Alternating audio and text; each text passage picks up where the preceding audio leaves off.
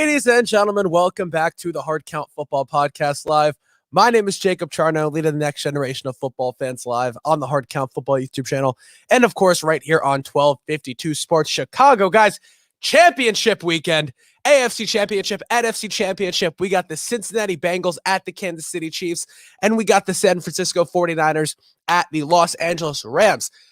Guys, this is going to be such a fun championship weekend. We had probably the best weekend of football that I've ever seen in my life last weekend in the divisional round. All those games coming down to the wire. The Tampa Rams game was nuts. Brady almost completed the comeback. Couldn't quite do it because of Stafford and Cooper Kupp. And then we had, that Bills-Chiefs game, which I really hope that you didn't bet on that game because, there was sweat dripping down every part of your face if you bet on either of those teams. But the Chiefs did come out on top. So let's get right into these games. We have a lot to talk about. We're going to talk about these games with Harry the Greek in just a little bit. We're going to get maybe some special guests in here. And then obviously we're going to talk about Tom Brady. We're going to talk about a little maybe off-season move for the Giants that I like.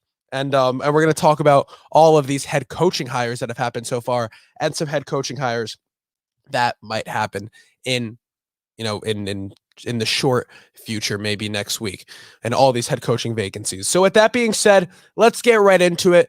First off, let's talk about this Tom Brady stuff before we go anywhere, right? 22 years in the league, 7 rings, I think 5 MVPs. I mean, listen, he's a Hall of Famer. He's the greatest of all time. What I think is so funny is that he said it came out he was retiring. And then all the posts got deleted, right? Even Schefter, Jeff Darlington, all these credible guys, credible sources telling us Brady's retired. That's it. Everyone's freaking out. Every team in the NFC, every team in the NFL is like, because they don't have to play against Tom Brady anymore. And then everything gets deleted. What I think is that Brady's retiring. He just wanted to announce it himself. He was pissed off that it got out, that he couldn't do it.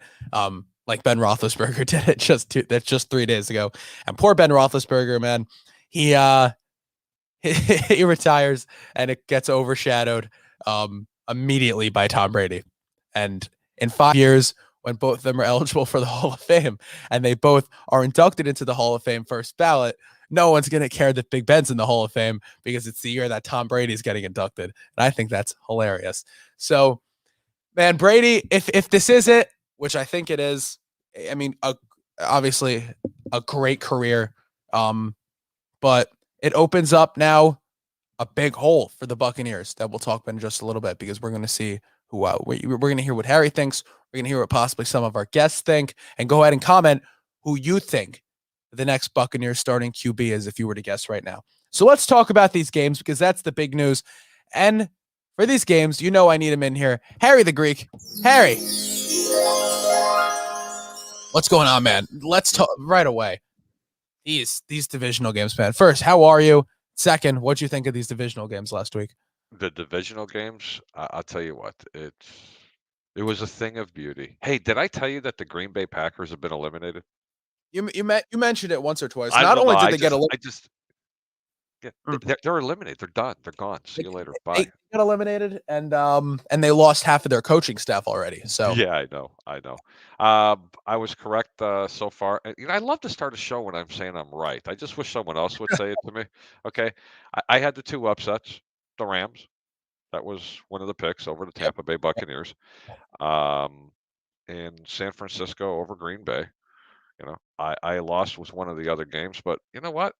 It's nice to be me lately, man. I've been picking pretty damn well. I'll tell you what an exciting week of football. And I'll tell you what, we were live yesterday on a couple of different platforms when they made the announcement that Tom Brady was going to retire, and it was quite comical. I mean, the show was up here and then down here, and maybe it was and maybe it wasn't. Look, you said it right. He's pissed off because it got out.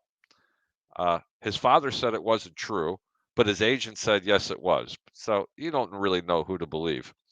yeah, I think I think he's going to retire. I think it's done. But Listen, he called Jason Light, told him that he made no decision yet. So whatever, right? I guess we'll see. Last week I was right about I had the Rams and I had the Bengals.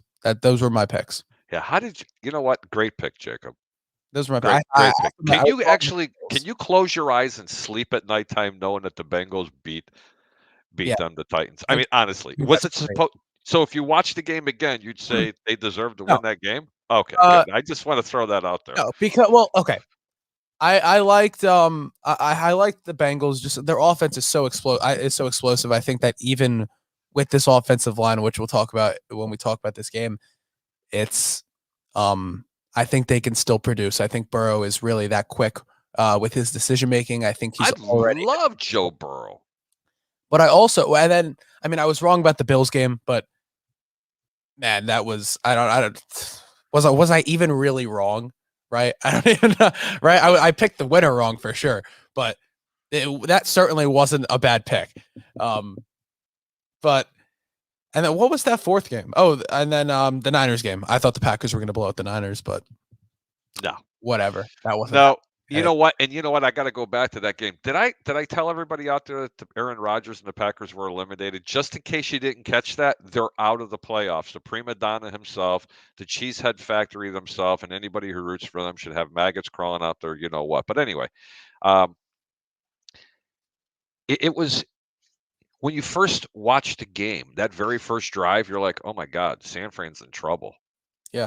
And then the second drive, it was like, yeah, well, they're still moving the ball. By the time the third drive came around, it was like San Francisco's defense. It was just like, here, you know what? We're going to put the jar back. We're going to put the lid back up on this jar, and we're just going to put it over here. We're just going to wait to the fourth quarter to beat you. Here's my thing, right? It wasn't like every drive it's not like the Niners offense continuously got better, right? No, No, it remained bad the entire game. But the thing was, all of a sudden, it was 10-10. And then all of a sudden, it's the end of the fourth quarter, and the Niners are driving down the field. The Niners get the ball at midfield, they drive down, and they get a field goal. I know. And then they win the game, and now they're in the NFC Championship, and the Packers are out. Can I tell you the truth? When they were losing, it was early in the third quarter. I had to work the next day, and I'm laying on the couch, and I'm like, "Come on, Fran." And the next thing I know, I wake up, and I'm like, "What's Robbie Gold doing? What's Yeah. going on? What's going?" Yes, I called it. Yeah. And then the next day, I'm like, okay, I had to rewatch it, and I was like, boy, how lucky was I? They should have won that game about as deservingly as Cincinnati beat Tennessee. And as I always say, Jacob, remember this one thing, and everybody will agree with me with this. I'd rather be lucky than good any day of the week. Yeah. Listen, the Packers are already losing half their coaching staff, right? Nathaniel Hackett goes to the Broncos, which we'll talk about. Yep. Luke Getsy, their QB coach, going to be the offensive coordinator over in Chicago. And then along with that, they should just fire their special teams coach into the sun. And then because how can you be so bad at special teams? Right? Right. How can you in such a crucial game? You're outplanned. You're outplayed by the opposing team, right? A blocked field goal, a blocked punt for a touchdown. That can't happen in those games. No. It cannot happen. Because guess what? It's not every game. If you want to win a Super Bowl, it's not every game where everything's going to be going for you, where the offense is going, where the defense is going. Sometimes you're going to have games like that Niners game where the opposing defense is shutting down your offense, but your defense is also playing well, and that's when special teams needs to come up clutch. That's when special teams can't break down, because that's what loses you football games. Very well put, Jacob. You're absolutely correct with that. You know, before you get started or anything, because we always seem to forget this, because it's like you and I are just like two guys talking with each other, but Mhm. we're actually talking to people that are out there. If you have a question or a comment for Jacob or the Greek, go ahead and leave the comment. We're not taking open phone lines. I didn't set up that way this evening. I'm sorry, this morning. And if you'd like, leave a question, leave a comment. If you do disagree with us, he loves it. I hate it. But it might actually just change the narrative on what we're speaking about today. Yeah. So let's get into some of these games, Harry. How about that? I'd love to. All right, let's start with the early game, 3:00 Eastern, 2:00 Central. The Cincinnati Bengals, they are 7.5-point underdogs today at Arrowhead Stadium to take on the Chiefs in the AFC Championship. Mhm. here's what I'm looking at, right? The point total right now is 54.5, by the way. Here's what I'm looking at. The matchup was red hot offense versus a red hot offense. That's what it is, right? Then you look, but when you really break it down, and if you watched the Chiefs Bills game, the Bills pass rush kind of dominated the Chiefs offensive line. They did. The problem is Mahomes can do his Mahomes thing and get out of it and make it look like it's not happening. Buffalo was really, really pressuring Kansas City, and Buffalo's pass rush and Buffalo pressuring them, Buffalo's pressures, they've not been great, their defensive line. They've not been able to put a ton of pressure all season, definitely not as much as 2 years ago. Right. Cincy's defensive line has been quietly one of the best in the league, right? With Trey Hendrickson, which was a fantastic signing and worth every penny. So the fact that they're putting so much pressure on, does that worry? Do both of these offensive lines worry you? Because Cincy's now has to go up, which allowed 9 sacks against the Titans, now has to go up against a combo with Frank Clark and Chris Jones, who are two of the most dominant defensive linemen in the league, Harry, right? Yeah. Before we get into that, I was wondering, do you want to bring another person up there for another perspective as well? I see him in the back room. I'd like to introduce Mike Hughes. He's got a show right here on 1252 called Mike on the Mic. He's right there in the heart of Chicago, where we're born and raised. Loves the NBA, the WNBA, loves soccer, all those communist sports. Everything is great. Go. What's up, Mike? What's going on, guys? Harry, really quick, just for everybody on 1252, because I don't want to be questioned in the comments about anything. No idea about anything about soccer. I'm horrible with it. I root for Ireland just because that's my roots, but other than that, I have no idea what's going on. But it's great to be here, fellas. So thank you for having me on. Absolutely, man. I appreciate you joining me. Let's talk here, right? We're talking about these offensive lines. Kansas City's, which didn't struggle nearly as much as Cincinnati's did in your divisional game, but certainly didn't look great. Do you think that this becomes a problem for either team, and which team do you think it becomes a bigger problem for? Mike? Listen, I think it becomes a problem for several reasons for Cincinnati, the biggest one being Chris Jones. I think Chris Jones is obviously going to be a problem in the trenches for them. That pass rush is very inconsistent for me to be able to say that it's going to be a consistent problem the entire game. I definitely think at one point or another, and I know this is like a very it's not a very hot take, but at one point or another, I do think that pass rush is going to get hot for the Chiefs. But I don't think it's going to be consistent enough for it to be a problem. The big reason why I've had the Bengals, Jacob, and I'm with you. I love your picks. I had the Bills as well, and I don't think it's a loss to the fact that we lost our picks based on a coin flip. But that's a whole different conversation for a different day. I do think at the end of the day, though, I had the Rams. I did have the Packers, so I can't take credit for that one. But I had the Bengals as well, and this is really their test for me. I felt like if they could beat Derrick Henry more so than the Titans, that they could win the Super Bowl, not win the Super Bowl, more so go to the Super Bowl.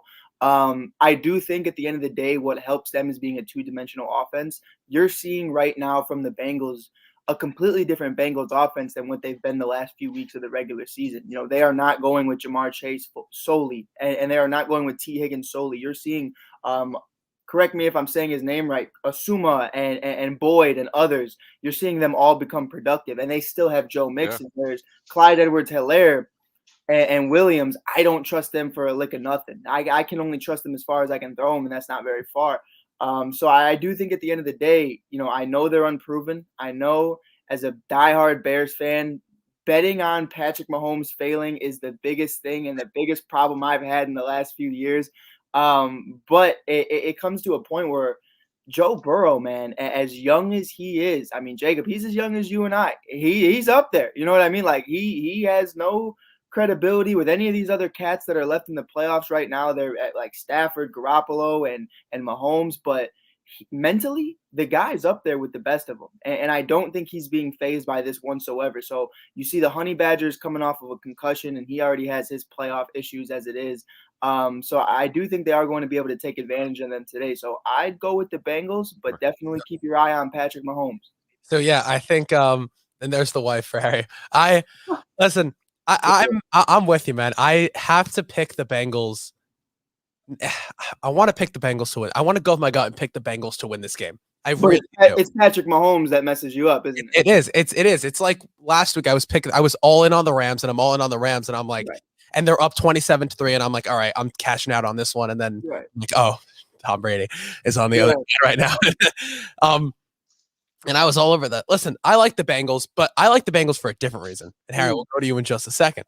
I think, I'm watching the game last week. They give up over 200 yards and 4 touchdowns to Gabriel Davis, but they give up 3 catches for 7 yards to Stephon Diggs in his big revenge game. Here's my thing. The Chiefs can focus on one person, but they don't have enough talent in this secondary to handle, like you said, the likes of a Jamar Chase, a Tyler Boyd, a T. Higgins, all of whom on any given day can go for 7 catches for over 100 yards and 2 touchdowns. Right. That's my problem. They don't have a second guy to cover, let alone a third guy or a fourth guy that they can cover. Because now Uzoma, like you said, has taken over and started producing. And now Tyrann Mathieu, as a safety, is going to have to shadow him a little bit. And then that opens up the deep ball. And all those receivers can get deep. They can all do everything. And I just think it's going to be too much for this Chiefs defense to handle. We saw the Bengals beat them earlier in the season. And it wasn't that much. It was week 17. So it was very, very recently. I know, I understand Zach Taylor going up against Andy Reid is not an ideal matchup in terms of coaching, but I think this Bengals offense stays hot and upsets the Chiefs today. Harry, what do you think? Oh, I'm just chomping at the bit. Listen to me, the bit. Hey, look, I'm going to go full screen and tell you this. I love my Bayou boy himself, Mr. Joe Burrow. Love me some Joe Burrow, LSU. I was a huge fan for what he did down in LSU. But really, you guys really think that they're going to upset the Kansas City Chiefs? Let me explain to you why this is not going to happen. Bye, honey. Go to work. See you later. Anyway, look, Kansas City's defense is a lot better than Cincinnati's. Okay. Not by a little, by a lot. Okay. And the offensive lines, there's not even comparable. Cincinnati's offensive line stinks. He was sacked 9 times yesterday, guys. Kansas City's defense is every bit as good as Tennessee's. Let's get that right out of the way. It's going to be a long day for the Bayou Bengal himself and Joe Burrow. I wish him all. Listen, nothing would make me happier than to see me lose this wager, but lay the 7.5 in Kansas City. I'm not going to get into all the logistics about it. The baby goat is not the baby goat. The Billy Goat himself, unfortunately, is going to beat the brakes off of Cincinnati in this game. That's all I got. Yeah, I'm taking the 7. I like the 7.5 for the Bengals as not Is it 7.5 or 7? It's 7.5 right now. I love the 7.5 bet on the Bengals, but my bold pick for today is the Bengals money line for sure. Yeah. Oh God, stop it, please. Come on. Please stop it. You gotta trust Joey B. The NFL's all about matchups, bro. I can't look at last week, look at this Chiefs-Bills game and be like, man, how is anyone going to stop them? Because the Bills offense, even though they were number 1 ranked, they look like they've never played defense before in their lives. And that was the thing that you and I talked about, Jacob, numerous times throughout the season. What happened to this Bills team? Let's give a little refresher course. Losing Trey White was ridiculous. Was unspeakably. It was an unspeakably big loss for them. Let's give a little refresher course. In the middle part of the season was right around week 11. You and I were talking, and I said, hey, here's an interesting stat, Jacob. And this is probably something that you didn't know and a lot of people didn't know. But before the season started, the Buffalo Bills had one of the hardest schedules in the entire National Football League. But after week 11, when you accumulated every team that they played, it was the easiest schedule. They were losing the teams they shouldn't have lost to. And you and I were going, I don't know. And then they sucked us right back in when they had that one convincing one in the playoffs. We're like, they're back. Oh, yeah, the Buffalo Bills are back. No. That defense, they definitely have some holes in it. Now, Harry, I do want to ask you though, since we're kind of keeping that same energy here. We see it with the same thing with the Chiefs, and it's at the end of the day, Patrick Mahomes is the one that sucks you back in. But at the beginning of the season, I mean, you got Stephen A. Smith and everybody else calling them out that they're going to even miss the playoffs. So I can't really sit here and say that the Chiefs have been perfect all season long. No, they've been going through their own stuff. Mike, that's a great point because both Jacob and I were saying they're done. It wasn't even the middle of the season. They're like, this team is done. The Chargers were better. The Raiders were possibly better. Denver was giving them fits. Yeah, it wasn't Patrick. Look, it was or something. Yeah, they were. Listen, it wasn't the Billy Goat that brought this team back to becoming Right. something of fruition. It was that defense that turned Right. around and started making that team better. Let me tell you something. There is a playbook on how to beat Patrick Mahomes, and that's why I keep calling him the Billy Goat. It's the same thing I watch when I'm watching coaches tape when I'm handicapping football. That Mm. man rose to his right over 85% of the Yep. time when he's rolling out. And did you know that over 50% of the time, the closer you push him to the sideline, the propensity of throwing across the back and middle of the field. And Mm. that's why Patrick Mahomes is not ever going to be the GOAT because Right. of that reason. Because it just takes a linebacker to shadow him and the safety to come up, and they always break on that ball. That's why he turned that ball over as many times as he did. And you put him up against a huge defense, and this team will crumble like a house of cards because they don't have Yeah. the running game, but they got a defense. But Cincinnati doesn't have this defense I that don't know. I don't know. I know. they Here's, don't. here's what I'll say about that defense. And someone who played safety, I look at things very differently from a different perspective, more than just like the name brand guys. Like if you look at the Rams, it's all name brand guys, other than Leonard Floyd, who is a guy trying to revive his career. But other than that, they're solid guys who have their own brand, their own market, their own everything. With the Bengals, if you really look at what that defense is, it was built and constructed to be a playoff defense. Now they're not going to do anything in the regular season that surprises you. Explain this to me. If you look You at just can't make that comment and not no, yeah, explain definitely. what makes them a playoff defense. Now, when you look at who they signed, this guys and specifics in the free agency. Now we can go down the list and name every single one of them, but all of No, them have playoff experience. I can try to pull up every single one of them. But no. they're coming So from former players you're yeah, saying have former playoff players experience. they're bringing in from the Cowboys, the Patriots, all over the place. These guys have playoff experience, and I think that's what helps them so much is that you're not having to rely on young guys like Mike Hughes on the Kansas City Chiefs is going to have to go up against Jamar Chase today. I'm terrified of that. That is not a good matchup. That is not something I'm excited about. And I love Mike. Mike's my guy. We share the same name. I gotta love him. But at the end of the day, I'm not excited to see Mike Hughes have to go up against him because Mike Hughes has never been battle tested in the playoffs. But the majority of the players on this Bengals defense, where they're not great, they are veterans. And I do believe at the end of the day, you can convince them, hey, this is what we're doing. I need you guys to Right. believe fully into this. And I believe they are going to buy into it because they understand what it takes to win a playoff game. They understand what it's like to be there. Whereas with the Chiefs, it's really the Honey Badger, Chris Jones, and a couple other guys who you can really say that you can rely on. Other than that, we've seen time and time again them get beat by the 49ers, by Tom Brady last year, and so many others. I've seen them be exposed. And I think at the end of the day, it's going to go down to just tick for tack and who's going to make the first mistake. I think you look at it and like you said about the brand name guys, right? That was a Right. great point with the Rams. You got Von Miller, you got Aaron Donald, you got Leonard Floyd, Jalen Ramsey, all these guys, right? When you look at this Bengals defense, and Harry, you can attest this too for me. I have been saying all season that this Bengals defense is quietly one of the best in the league because you look at it, right?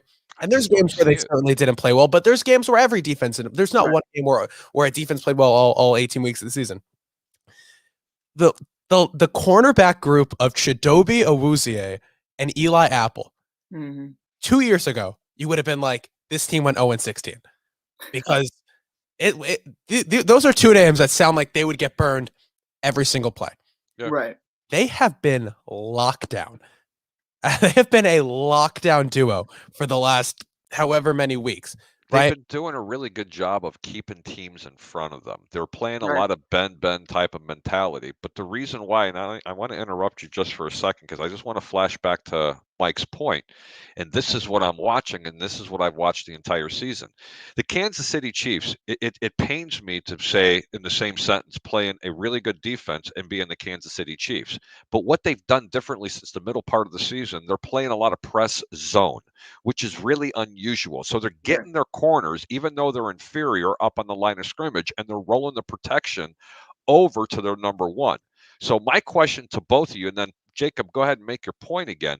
If you're running a press zone and you're rolling a safety or a linebacker to cover the middle of the field to take out Jamar Chase, which in my opinion is the best receiver in the National Football League, even though he's a rookie. But anyway, that's for another story and another time. Who's going to beat them on the other side? Honestly, Because when you play a press zone, now if they're playing a zone defense like Right. the old Tampa 2, Cincinnati's going to light Kansas City up. And if Kansas City comes out and plays that type of defense like they did in the first part of the year, they're in a lot of trouble. But if they play their defense where they were going to play press zone where the safety or a linebacker, sometimes both of them are rolling over to the protection, Right. that he's still going to get his catches, but he's not going off for 200 yards and 3 touchdowns. Right. Let's just get that right out of the way. He's not going to do that if they play a press zone. And very few teams do it to perfection, and Kansas City's doing it. Rolling back to Cincinnati, I didn't know that. You're starting to make me a believer, but please keep going. And the thing is, you see in that game last week against Buffalo, as soon as there's any sort of, explosivity in an offense, and I understand Buffalo couldn't do it either, but Kansas City wasn't stopping Buffalo either, right? Buffalo gets that ball at the beginning of overtime. I promise you they win that game. They were running their DBs 10 to 15 yards off the line of scrimmage. It was the first time since week 6 that they did that. Just letting you know. Yeah. I have not seen that. So if they're going to run that same kind of defense, which in my opinion, how in the hell could you possibly think about running a deep zone like that? It's ridiculous. I'm telling you, KC, that defense is going to get after, especially that porous offensive line. But if they don't play that way, Kansas City could be in for a long day. But that's how I take Jamar Chase out of the game. You're looking at it. I hear what you're saying, and I love it, Harry. And it brings a totally different dynamic because I played I love the idea of a safety covering up for the linebacker. But from my perspective, what would concern me about that, and I think Jacob can agree, is what took them out of the game for the Bills to me. And it didn't take them out of the game because it was a shootout at the end of the day. But what made them less effective was that Knox's ability wasn't there. He was 2 for 9. That's where they need to step up right now. Ozuma needs to be that guy. If they are doing exactly what you just said, every single thing, going to the right, and they are going to cover for Jamar Chase, Ozuma needs to be that guy, and he needs to step up the way we saw him step up last week, the way we've seen him step up in recently throughout the year. His problem is consistency. And when you have so many wide receivers in that room, I can't blame you for not being a consistent tight end because, there's so many mouths to feed on top of Joe Mixon, on top of Joe Burrow doing his own thing. There's a lot of things going on there. So right now, if that's the game plan we're seeing at halftime, Harry, I definitely do think if I'm Taylor, I get in that locker room and I tell Ozuma right now, every ball is getting fed to you and Boyd, and we're going to run it with that because they are covering Higgins, they are covering Jamar. But if that linebacker is moving to help the safety to get Jamar, that's a wide open gap for your tight end. It's literally, Jacob knows, it's Madden. You're just Madden. Tight end attack all day, and Ozuma's going to get a touchdown. Look, man, Kansas City does a really, really good job when they're playing really good defense at dictating to the offense where the protection is going to roll to. Right. And they really force you to go the other way. But you can say that about every team in the National Football League, including the Houston Texans, which is for another show.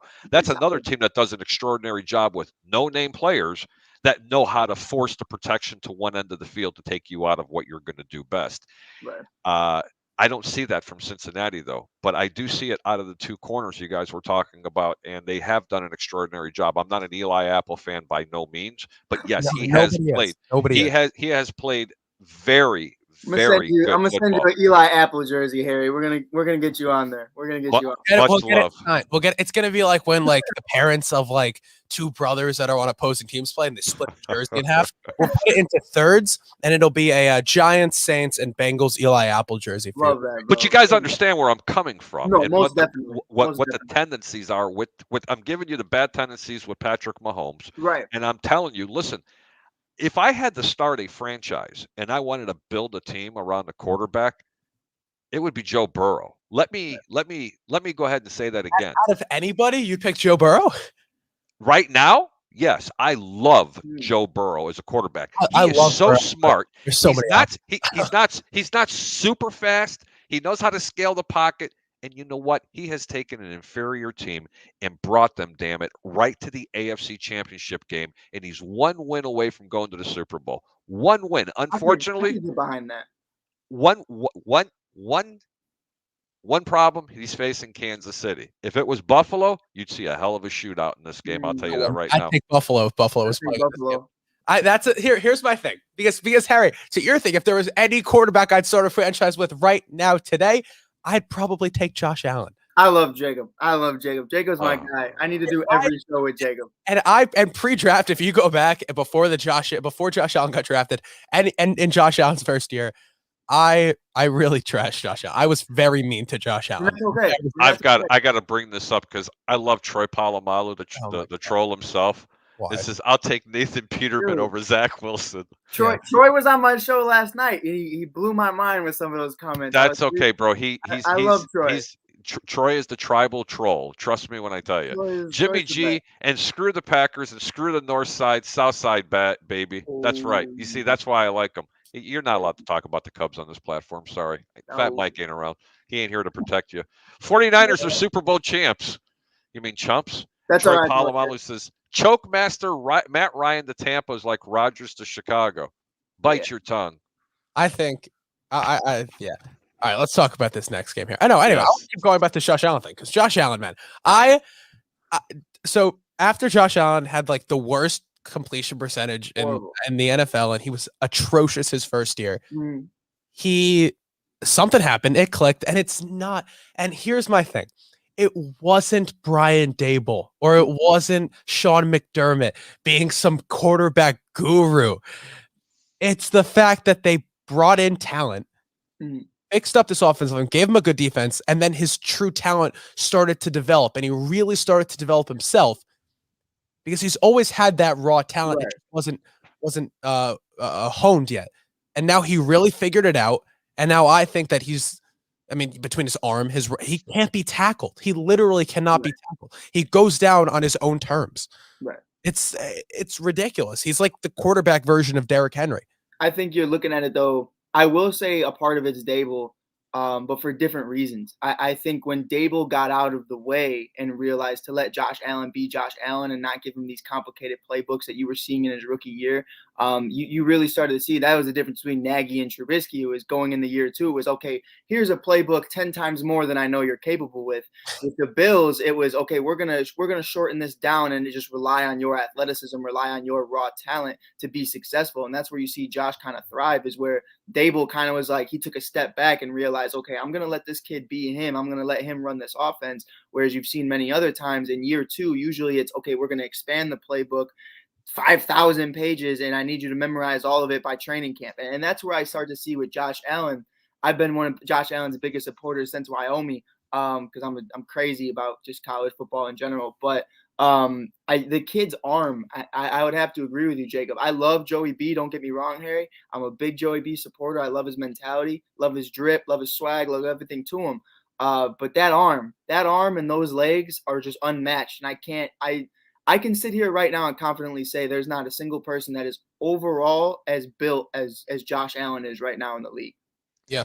I got to say, I'm probably the only double nickel guy you'll ever meet that knows what drip is, just for the record. I'm rocking with it, Harry. Honestly, for sure. All right, let's talk about this next game. NFC Championship. Niners at Rams, third time this season. It's not like this team, it wasn't split, right? The Rams are 0-6 against the Niners. McVay is 0-6 against Shanahan as the coach of the Rams here. Niners are plus 3.5. And the point total is 45.5. I'm going to be honest here. I don't even know why this game's at 3.5. I'm taking the Rams all day minus a 3.5. I am not even. This shouldn't even be. And I know whatever. I'm gonna get destroyed for this because when the Niners win and everyone comes back here and calls me out for it, but I think the Rams walk in to SoFi, to their home stadium today. I think I think they kick the Niners' ass all the way back to San Francisco. Yeah. I can't look at the 0-6. I'm looking at the matchup today. And the matchup is Trent Williams, real questionable. And I'm not hearing like questionable, like, oh, he's going to play. I'm hearing questionable, like they're going to say he's questionable all the way up until game time to not show their hand. And then all of a sudden he's not going to be playing. And as soon as Trent Williams isn't playing today, it's going to be a rough day for Jimmy G. Because even when Williams is playing and even when he's not under pressure, he's not great. Now have Von Miller. Now you have to pressure. Now you get more pressure from Aaron Donald coming in. And now if you even send a guy like Leonard Floyd into blitz, you're not going to be able to do anything. What are you going to do? You can't run the ball because now you can't run it to the left side. it's a big, big problem to have your star left tackle out. So I'm taking the Rams all day. And I'm taking the Rams even if Trent Williams is playing because I just think they're the better team. What do you guys think? Who wants to go Go first? ahead, Mike. I've made it abundantly clear. I said it, from the beginning of the year. White boys from Detroit that end up in LA. If you ever seen the movie 8 Mile, B Rabbit has landed. He's in the NFC Championship. Matthew Stafford is that guy, and he's been waiting for this opportunity his entire life. And the ongoing joke is just the guy from Detroit ending up in LA. Like it's Detroit's where careers and people go to die. And Harry, I know you'll love this one. Javier Baez, I'm praying for you because it's going to be a rough few years. But it's definitely something, especially with the Sox being as good as they are. But it's definitely Say that again, please. It was music to my ears. Oh, dude, I'll never be a hater. I'll never be Cubs for life, but I'll never be a hater. I definitely admire it. I love that talent over there. But back to the everything going on with the Rams. To me, and I did not hop off the Stafford train when I saw the pick sixes, when I saw the interceptions. To me, what that was, and Jacob and Harry, I'd love your perspective on it. What made that such an issue was that Michelle and Henderson, as much love as I give them for being in the NFL, if you are in the NFL, you are a talented person. There is no question about that. But that did not make that offense two-dimensional. That is where you start to see guys prepare for guys like Ryan Tannehill, guys like Matthew Stafford, so on and so forth. You're starting to see why the defenses are solely focusing on Matthew Stafford. So you're starting to see that. Now with Cam Akers' emergence, not that he's going to be the most effective throughout this game, because by no means do I think he's the reason why they go to the Super Bowl, but he makes that offense two-dimensional. And the thing with that is that takes so much pressure off of Matthew Stafford, and you saw it last week. You saw defenses, you saw Bear, you saw Sue, you saw all these other individuals preparing for the run. And that's where I love it. It gives Michelle, it gives Henderson a little bit of a boost because they don't have to be the number one down backs. Now you're starting to see, okay, Matthew Stafford has more time. Matthew Stafford has more of a duty to just kind of do him, and he's not solely being focused by the secondary. Now, if Cooper Kupp wasn't being covered at all by the last week's matchup, we're looking at it now for Tampa. I mean, the 49ers are no better, if not they're worse in that secondary because of all these injuries going on. So if that's how they want to play this, I truly do believe in Odell. I believe in Higbee. I believe in everything they're doing over there. I think it's Rams by a million. I think it's not even close because Jimmy G is not scrambling. You're going to have to bring in Trey Lance for a little bit of wildcat play. If especially like Jacob said, if Trent Williams isn't playing, I better see at least Trey Lance have his helmet on by half because Jimmy G's not going to make it. I think Odell was probably the best midseason acquisition in all of sports this year by far.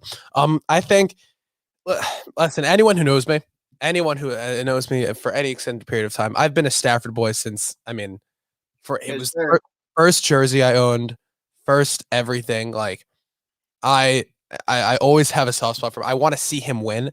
Ever when he got traded to the Rams, right when he got traded, immediately I said, Rams are my Super Bowl pick. Rams are going to win it all this year. Before they got Von Miller, before they got OBJ, before all that stuff, Rams are my Super Bowl pick. Now the fact that they have these guys like Von Miller who are coming in and weren't necessarily productive during the season, now all of a sudden he's Von Miller again. And he's playoff Von Miller. And Aaron Donald, who is getting triple teamed every game. Now he's playoff Aaron Donald again. OBJ, we haven't seen playoff OBJ. He's great, man. He's been great ever since they got him. And it's crazy to me that people were saying OBJ was washed because his quarterback couldn't throw a back dig, like it's crazy to me.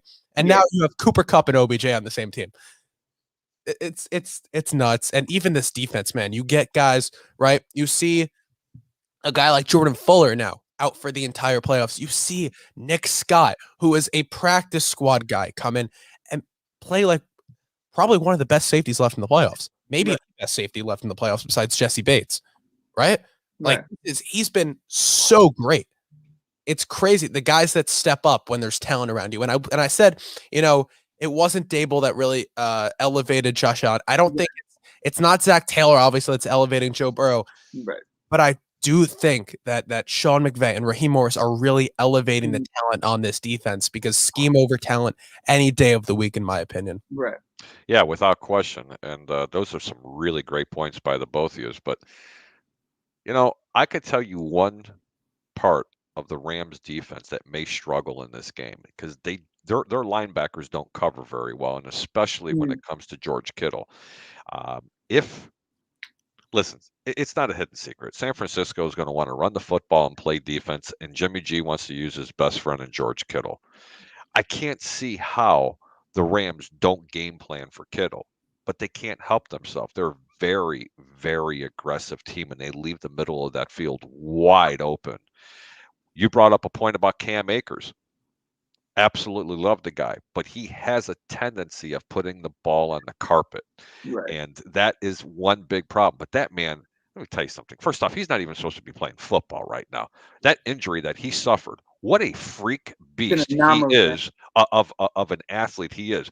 He is Adrian Peterson. He's the new Adrian Peterson, not the same style of runner, but I'm talking about from a health and a healing standpoint. Adrian Peterson came back ran for 2,000 yards, guys. I mean, this was just unreal. I'm not saying that Cam Akers is going to do that, but I see him run with that tenacity and that angriness that you're supposed to have out of a running back. But yes, I'm just saying the Rams win this game. They're not losing three times in one season. Glad we're all together on that one. The Rams, they're going to snap that streak today. I do want to ask you guys though. Now, you mentioned Kittle, and you mentioned him being a big part of what's going to make them successful. I look at Debo and the Ramsey type of matchup. I think you're going to have to see Ramsey on Ayuk more. I think if we see Ramsey on Debo, we're going to see Ramsey get burnt a lot. I don't know how you guys feel about it, but the type of player that Debo is, he's so Swiss Army knife type of guy. You know, he's a gadget. He's a gadget guy. He reminds me of a very young Tyreek Hill, a Cordell Patterson, something just a very miles ahead of where they were at their young ages of their career. But I do look at it right now. I've seen Ramsey get burned. We've seen Darnell Mooney burn Ramsey. We've seen other players burn Ramsey throughout this season. So I'm really looking at it from that perspective. And I'm saying when I see someone like this, I haven't seen Ramsey cover someone like this before. My point exactly. That's why I said the aggressiveness can work against them. And that's what the Rams do a lot. Harry, when you say they leave the middle open, I don't think it's Kittle that's going to take advantage of that. I think it's Deebo Samuel that you have to worry about who can really get those yards after the catch. That's why I think Kittle will have a bigger game because of Deebo Samuel, because he's going to roll the protections into one direction, and Kittle can run a seam or run a button hook. Seriously, it's just not a button hook. It's just a little crossing pattern. I think we're really breaking this down pretty deep, guys. Just to let you know, I haven't done this in a long time. Just Jacob and I do this, but to get the three of us, and obviously there's three really good football minds, especially people that have played the game, understand the game, the whole 9 yards. And I'm just telling you from a gambler's perspective, from a handicapper's perspective, there's two things I don't do. I never bet with my feelings, and I never bet with my feelings. Just remember that. You can't. And you can only bet, you can only break down for what the good Lord gave you between your temples, what your eyes see. Yeah, and I think the fact that Andrew Whitworth's playing today for the Rams is huge. Also, I honestly think the Rams drop a 30 burger on the Niners today, but I don't know. I think that the Rams are going to score points. I don't think the Niners can keep up with it. Can you guys facilitate that for me? He says I want a Sammy Sosa jersey. I got you, Harry. I'll one take in large. No, I'll take it, especially when he was wearing the White Sox jersey.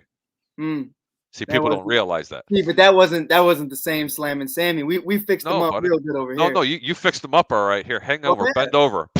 Yeah, most definitely. Hey, we saved baseball, Harry. I don't want to hear it. We saved baseball. Yes, you did. The hypocritical Major League Baseball. That's for another story. Whole different day. Troy Polamalu says, when the 49ers win, I want Harry to jump in the pool and give away his cats. Number one, I'll jump in the pool. But bro, don't pick on my cats. You'll never see one of these shows again. My cats, let me explain something to you, Troy. Humans are my least favorite animal. Okay? Yeah. I like my cats. Plus, they taste really good. I'm kidding. All right. Those are the games, man. So I got the Bengals and I got the Rams today. Mike, you had the Bengals and you got the Rams as well. Yes, Harry's got the Chiefs and the Rams. So we'll see what happens. But I want to keep you guys on for my little rant here. Yes, love it. Are we going to talk coaches? You guys will love this because you guys. I'm going to go full screen. I'll take care of you. I'm producing your show. Go for it. And let me finish my entirety of it before you yell at me. I'll hear you out. I'm a Cubs fan, Jacob. I'll hear you out. Of Hold course, on, I hold actually on, hold saw. on. What does that have to do with the price of eggs in China? It's just because you're a Cub fan, you say I we're saw- not Because patient? we hear everybody out. I saw the Are Cubs. you saying? Hold on, hold on. You saying the Southsiders aren't patient? Oh, you're patient. But what I'm saying, Harry, is Theo Epstein looked at me straight in the face after winning the World Series and said, Daniel Descalso is your second baseman. And I said, you know what? I'll hear you out. I'll hear you out. Now, it was horrible, but Jacob, I'll hear you out. And if it's great, it's great. All right. It's great. It's great. Listen. All right. The Cubs, one of their last games with the band together before that trade deadline. I was there. I was in Chicago in Oh man, it was a great game, bro. June or July. It was Cubs Cardinals. They didn't win the game, but I saw Paul Goldschmidt hit a ball probably the farthest I've ever seen anyone hit a baseball in my entire life. Oh, So yeah. it was close to hitting the bleachers on top of that building across Well, the I know you're the little yeah. how far it was. But it's okay. I was right behind the Cardinals dugout. I was chirping Harrison Bader all game. Don't worry about that. As you should. Yeah, he deserved it. But here we go. Okay. So the New York Giants, they hire Joe Shane as their GM, guy from Buffalo, and obviously he brings in Brian Dable as their head coach. Mm. I understand the Giants love Daniel Jones. I know. But and John Mara, he wants to make it work because he doesn't want to be wrong. He doesn't want to be wrong. Why would you want to be wrong about your quarterback? And he says that he believes in him. But we hear this all the time, right? The Bears believed in Mike Glennon, and then until they didn't. Sorry, He had to go there, didn't he, man? That might have been a cheap shot. That might have been a cheap shot. I wouldn't say we ever believed in Mike. I wouldn't say No, we we didn't believe in Mike. Napoleon Dynamite. You paid it. But then the Cardinals say that Josh Rosen's their guy. Right. And then they draft Kyler Murray. Hey, Sean Kaiser and right. It happens. Don't forget about Kaiser. This happens every off. I like Josh Rosen, man. Don't pick on Josh Rosen. He just never got a fair shot. All right. I don't know about that one. And here's my case for why the New York Giants, why their big offseason move this year should be bringing in Mitch Trubisky. I'm on board. I'm on board. I'm on board. I'm on board, baby. The familiarity. There's already familiarity with Dable's offense that he's bringing in from Mitch Trubisky's time in Buffalo. Right. From his 1 year that he had in Buffalo, sitting behind Josh Allen, which was probably, get out of here. And then the time that he spent backing up Josh Allen, learning this offense. So he's coming in to a playbook that he already knows. He doesn't have to learn anything. Daniel Jones wasn't good last year. And if you want to say, oh, well, Jones is better than Trubisky. No, he's not. You don't know that. Based off of what? You know what I mean? Based off of what? Jones was fine. Trubisky was in the playoffs. Twice. In the three or times four now. years he was there. That's right, 3 times. But twice as a starting quarterback. No, yeah. Twice as starting quarterback. And then I understand they like Daniel Jones, but the process with the Giants is going to get repetitive. Right. The Giants need to make a move like this, a one-year guy. Listen, the coach right now in year one is expected to take Jones and is to make Jones good this year, his first year there. Right. He's expected for Jones to be a great quarterback. If Jones isn't great, guess what? Now they draft a quarterback next year, right? Now in Dable's second year, he's expected to win, but with a rookie quarterback, Right. right? And let's say the rookie quarterbacks, half of them are busts anyway. So let's say he's a bust. Let's say this rookie quarterback is average. Let's say he's Daniel Jones again, right? Even to the talent level of Daniel Jones. Now Dable heads into his third year, which is make or break. Now this second year quarterback, this sophomore quarterback, doesn't do as well as you hope. Now you fire Dable. You fire Brian Dable, rinse and repeat all over again with this process. Right. Next coach comes in. Now all of a sudden, it's the same. Now, we got to give him a real chance. Got to give him a real coach, a real shot with weapons and an offense and a defense and every single thing around him that's got to work. This is going to happen every single year because John Mara refuses to admit that he's wrong. He'll refuse to admit that he's wrong about a quarterback. There's familiarity. Mitch Trubisky was not as bad, and Harry really opened my. I'll give Harry complete credit on this. That he really opened my eyes to this. That Mitch Trubisky was not as bad as people remember. Like Mike talked about right before, Matt Nagy handed him a playbook with 5,000 more pages of stuff that he didn't know how to do. Right. At least yet. Now Dable takes this exactly what he did with Josh Allen, simplified an offense, let him really use his talent. Right. And I think Mitch Trubisky could be real impressive as a New York Giant. And I know I'm talking to two Bears fans here, which is a ridiculous thing to a ridiculous fan base for an opinion on this. But what do you guys think about this move if they were to make it? Mike, go for it. I want to be last. You know, Mitch has been my guy. I've had multiple conversations with Mitch. When I played ball, I wore number 10 way before Mitchell Trubisky was a Chicago Bear. And now all I would ever get, you know, throughout that Mitchell Trubisky tenure was, hey, you look just like him. So I got to rock with the guy for my life. I was gonna say that. And that's my guy. I got to support him. And you know what? Sometimes he made me the hero at the bar and I'd get the girl. And sometimes I'd get beers thrown at me and people would hate me. So, you know, I'm 50-50 on Mitch all the time. But here's my really unbiased take, and I've said it since 2018. When I got on the Matt Nagy hate train, it was not throughout the entirety of the 2018 season. It was that wild card game when you blamed Cody Parkey, who had more points than your offensive-minded, you know, coach of the year. You know, when you run the game or run the ball a total of 10 times with Mizell, Cohen, and Howard, when Howard's 1,000-yard back. I mean, you're looking at it from that perspective. Once I started to see what it really was, the writing on the wall is that this guy was a one-dimensional offense, and he wasn't doing the one-dimensional part that well either. You know what I mean? So, like, that's the reality of what Matt Nagy was. Mitchell Trubisky, we're going to call it for what it is. That guy couldn't throw more than 15 yards at a consistent rate to save his life, and that's the reality of it. But the reality also is that you could groom this guy, that he's serviceable, that he can get you a winning season. He could lead you and be that guy. Not that he's going to be the sole focal point to why you win a game, but he's definitely going to be that guy that can help get you there. Now, I could see him being a Ryan Tannehill. I could see him being that guy that slowly throughout his career kind of emerges into something bigger than what he is. When I look at what you're saying right now, Jacob, the difference between it is that I think it's a better situation than Buffalo with Allen, is because not based off of the talent of Mitchell Trubisky, but the run game that Dable can actually utilize with Barkley if he remains healthy. The biggest problem to me has nothing to do with Mitch, and it has nothing to do with Jones or Dable. It has something to do with a $20 million annually wide receiver and a Chicago native in Kenny Golladay. And I got mad love for Kenny. He did amazing things while he was here in high school in Chicago. But I'm going to be honest, the best ability is availability, and Kenny is right. not available ever. Never was, whether it was Preach on, brother. To now. So I look at it like that, and if I'm being completely honest, I agree. I don't know if this is where you were going with it, Jacob. This is what I was understanding. I agree with you full-heartedly.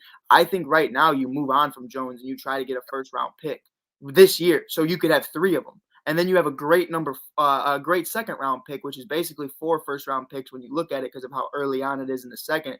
I think that's the way you go about it. And next year you can draft a quarterback. And really quick, I'm not going to sit here and say that all the quarterbacks of this year's draft are going to be a bust, because I know there's going to be one of them that ends up being the greatest of all time, and every person at ESPN and everywhere else is going to just sit there and be like, we call them busts. But so I'm going to say this, that they're not great as of right now as how they're being marketed. I think you go 2 offensive linemen, get a wide receiver if you can get that one for Jones, and then in the second round, do what you got to do. And I think at the end of the day, though, Mitch is going to be great. The only way I don't see it happening is if someone like Denver or Pittsburgh offers him a starting job. Yeah, here's my thing also with the Giants and Kenny Golladay. Mitch Trubisky isn't going to come in here and automatically make a receiver, right? You need to put talent around him. I think Kadarius Toney's fantastic. I don't know why I don't use him, but I don't. He's if Galladay's not available, then their second and third guys become they're average at best. Trubisky's not going to do that. The other thing that I like the Giants doing is, if possible, send an offer to Seattle that they can't refuse for Russell Wilson, because then you bring in a guy who can actually make a receiver, and the talent level around him doesn't really matter. The Giants' offensive line was playing better than Seattle's this year, which is not that difficult, but it's an upgrade. And that's certainly a winnable division year after year for Russ if he goes to the Giants, right? So I like that, but I like Trubisky a little more in terms of value and being able to keep that draft capital that they need. For sure. My opinion? Go ahead, Harry. Thank God. Because I love talking about Mitch Trubisky. Number one, Mitch Trubisky, in my opinion, if he goes to the Giants, it'll be an improvement.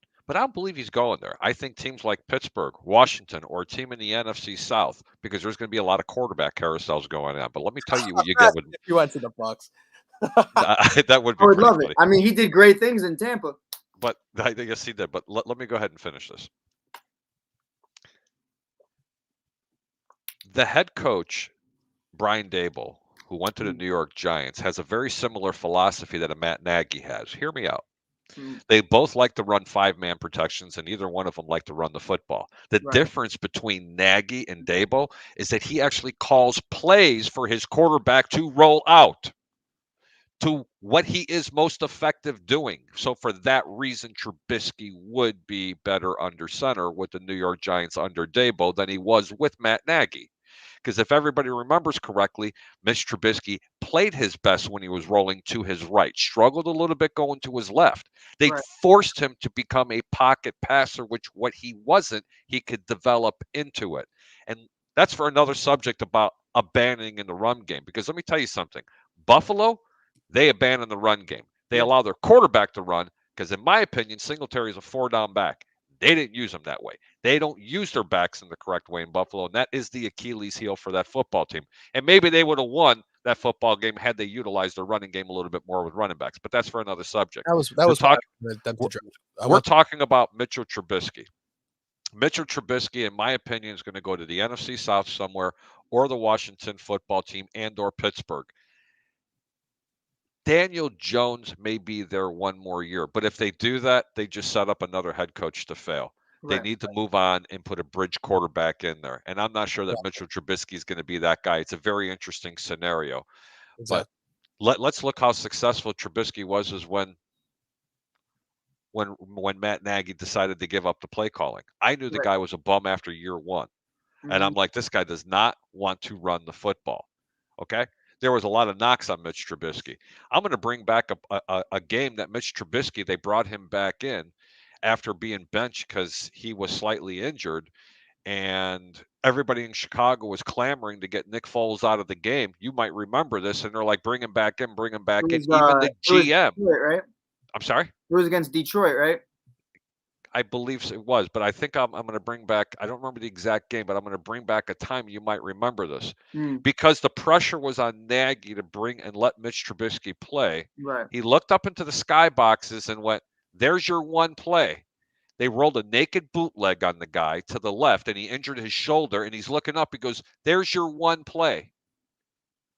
Pardon my expression, but what kind of asshole can you possibly be to turn around and run a quarterback on his very first play on a 3rd down to bring him back in to run a naked bootleg at midfield? Just think about that for a minute. You know what, Harry? I know exactly what you're talking about. I know exactly what you're talking about, and I know exactly why he did it too. We were playing the Saints, and Sean Payton had been doing that same shit with Taysom Hill the entire time. Now, here's Jacob. If you don't know, here's where I go in on Nagy. He's a follower. You know that thing where they're doing everyone goes for it on 4th down every now and then. Matt Nagy took that and ran with it, and he goes for it on 4th down every time now. On their own 30.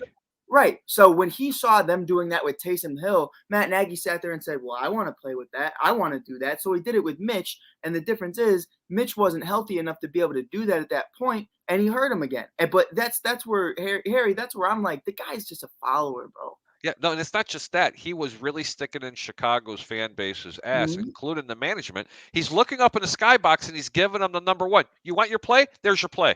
He's doing this. And then the next game, what did he do?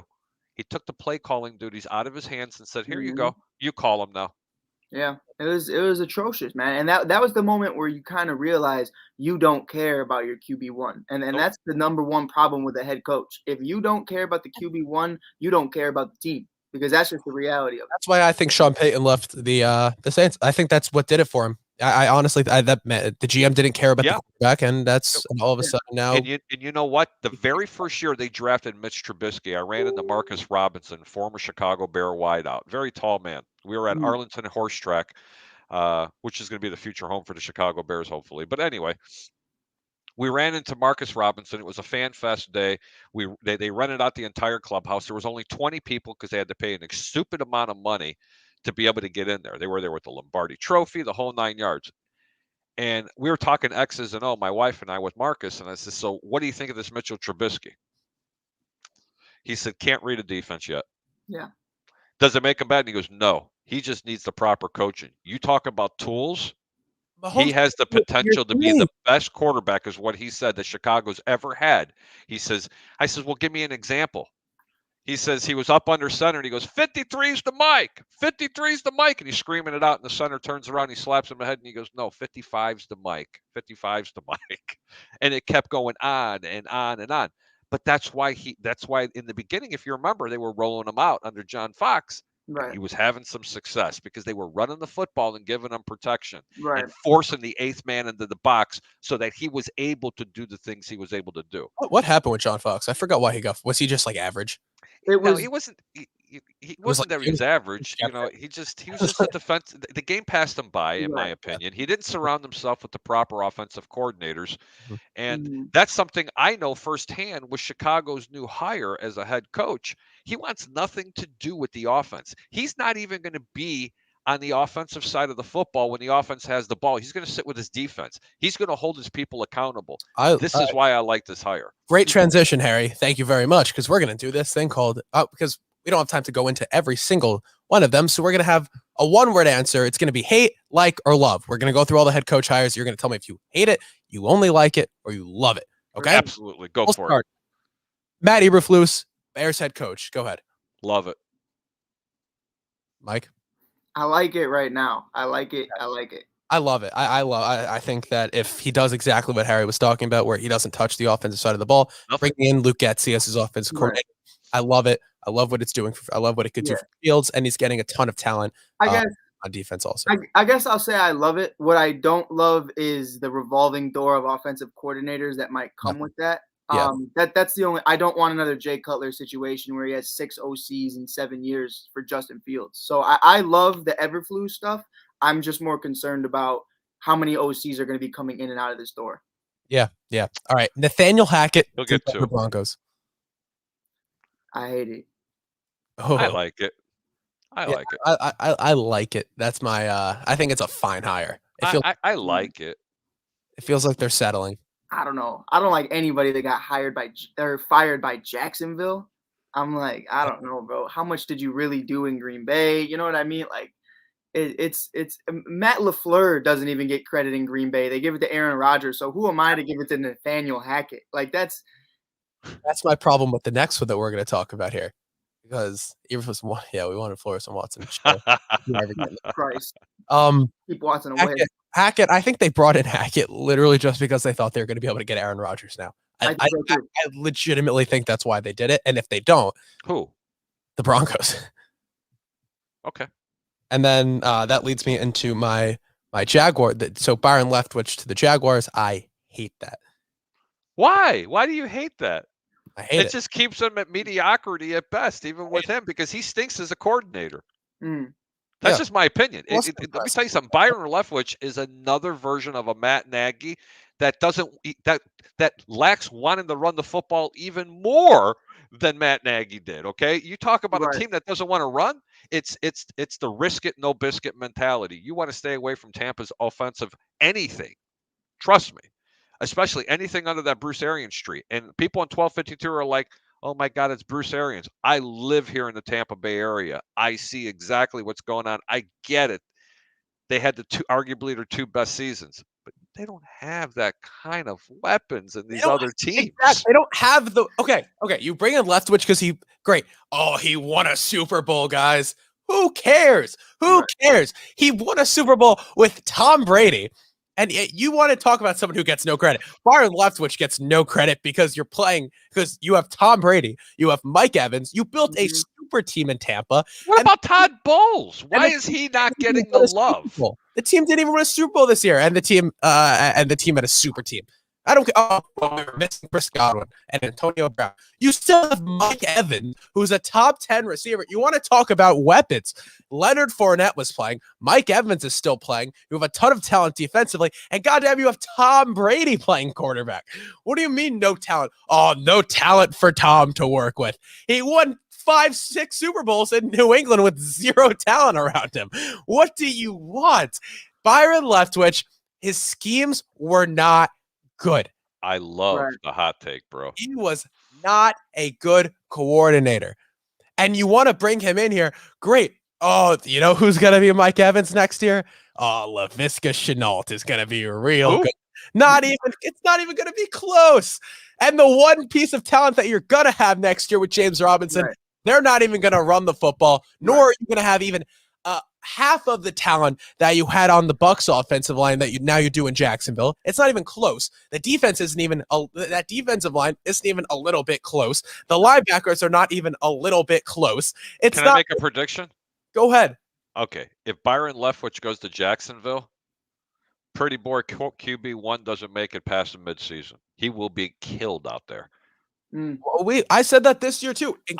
First off, I'm the one who told everybody. You remember, Jacob, I was like, he's going to be a bust. He's not the best quarterback in this draft. I'm telling you, zero chance. Trevor Lawrence.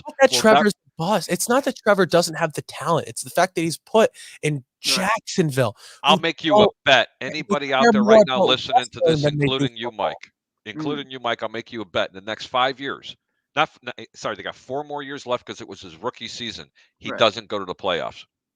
And here's my thing where I'll pose you with that. I bet you he still throws 4,000 yards every single season once they give him a wide receiver. Stafford. He could be Stafford. No, I get it. I get what you're saying. I don't care if he's thrown for 5. I'll own up to it. I'm biased. I'm a Clemson fan. I love them. I love everything about it. Sorry, Jacob. That's where we counter. I see the Sirakas gear. But respect. But I will say this. What I've seen from Trevor Lawrence, I hate the people who are saying he's going to be a bust because he's done nothing to prove he's a bust. Like, oh, well, he throws a perfect pass to Charnow and Charnow drops the pass. Like, I don't know what you want me to do with that. Horrible offensive line, horrible play calling. Travis Etienne being drafted. I loved it as a Clemson fan. As an organization, I look at James Robinson and I kind of look at it and I go, why are you doing the things you do? You could have taken an offensive lineman. One good piece on this whole team. You draft the same position? Yeah, it's to me now. I understand it to some regard because I look at James Robinson the same way I look at Jordan Howard. He'll rack you up 1,000 yards, but he can't catch the ball to save his life. I think it's going to be short-lived. He is going to be a free agent next year, so I wouldn't pay James Robinson. And it's definitely something to where with Travis, maybe you got something there. Maybe there's a connection with him and Trevor, so I'll let it slide. But Trevor Lawrence will be a bust, not because of his capabilities. Right. Let me clarify this. Because of the position he was put in, because of the people that they're surrounding him with. For those reasons, Trevor Lawrence will be a forgotten quarterback in 3 years. The Khan family cares more about wrestling than they do football. It's no doubt about this. No doubt. What did you and I say when they drafted, when I said they're going to go after Trevor Lawrence and they're going to get Urban Meyer? And I said, what are they doing? I said, they are going to sell jerseys and they are going to pack that stadium and the team's still going to be garbage. Look how many Tim Tebow jerseys you still see out there in Jacksonville. He was there for 5 seconds. Guys are still wearing it because there's nobody else to be proud of. There's nobody else to want to wear. Trevor is, I said it. I said it pre-draft. I said it when the Jets were gonna get him, and then I said it after because even though I was upset, I still said it. That Trevor is immensely talented. No one is denying that. He has all the talent in the world. The problem is that he's never gonna get a chance to show it. Right. And that's the reality of it. That's why I don't know how you guys feel about it.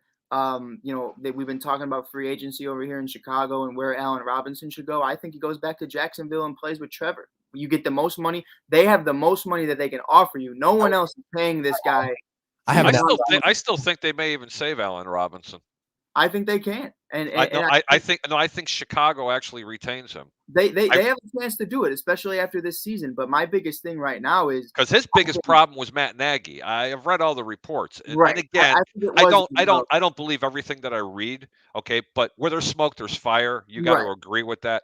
And he's gone out there and publicly said it. Like he's not a fan of Nagy. So I'm with you on that. Mitch definitely didn't help. Foles and Dalton definitely didn't help. I think he likes Justin. Not enough to train with Justin after practice like Darnell Mooney, but that's a whole different conversation. No, let me tell you something. Allen Robinson was very, very vocal and supportive of Mitch Trubisky.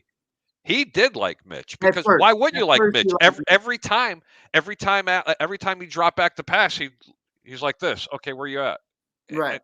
And that's the difference, though. But I do think back to Jacksonville, if Allen is still looking for that money that he was demanding at the end of last season, the only team that has the money to really do it outside of Miami is Jacksonville. So I do think there's a good shot that we could see a return of AR-15. The thing is, does he want to go another chance? The comment of the year. Comment of the year.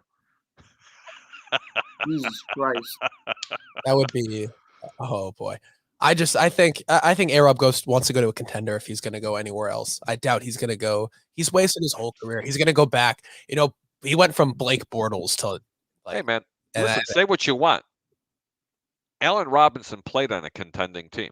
He played on 2 teams in Chicago that had a chance. One of them had a legitimate shot at going to the Super Bowl. Okay? We won't talk about that. It's okay. It's okay. Is it still a sore spot? Is that still a thing?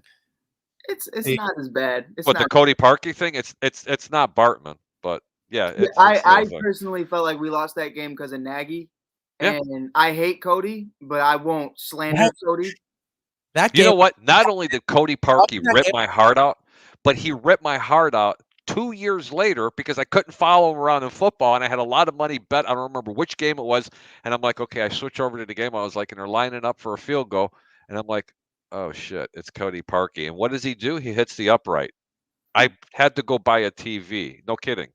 That's why I got an 85-inch TV in here, because my 70, I threw the remote and cracked the screen. I was so mad. I couldn't believe it. He did not get me once. He got me twice because I didn't know Cody Parkey played for this team. Are you kidding me? I think that Cody Parkey game, that game shouldn't have even come down to a field goal. That's where I was coming from. Was like, dude, you ran the ball 10 times against a defense that wasn't good at stopping the run. You have Jordan Howard out there, and let's not forget who Jordan Howard was in 2018. He had 3 back-to-back 1,000+ yard seasons, and now you just don't utilize him at all. You have Tariq Cohen, who at the time was a gadget that no one could figure out. And still a gadget. You were using Mazzell? Who? Like, what do we? No disrespect, but who? Hang on, I gotta do that again. Just to say it again. What was that? Who's Mazzell? Like all season long, it's Jordan, Mitch, and Cohen. We're going down the yard like that. Hell, Taylor Gabriel was doing his thing for the run, and then we got into Philly, it was more in Chicago, but Philly came into town. And they were like, you know what? No one would see coming is Mazzell, and I was just like. What are we doing? Let's run the ball with a worse run back. We don't want Mitch to throw the ball. Let's make him throw over 300 yards. Why? Why? Why? I don't know. All right, man. We're going to wrap this thing up. I love it. Mike, go ahead. Thank you so much for joining me, first of all. And go ahead and tell everyone where they can find you.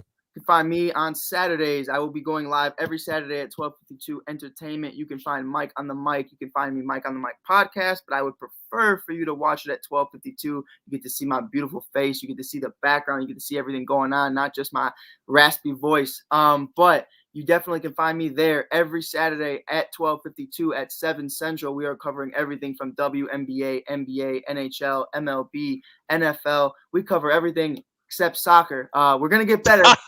We're gonna get better. We're gonna learn it. I got a bunch of my buddies on the west side that are teaching me everything I need to know right now. There's just so many names and so many different teams and leagues that I'm trying to wrap my mind around.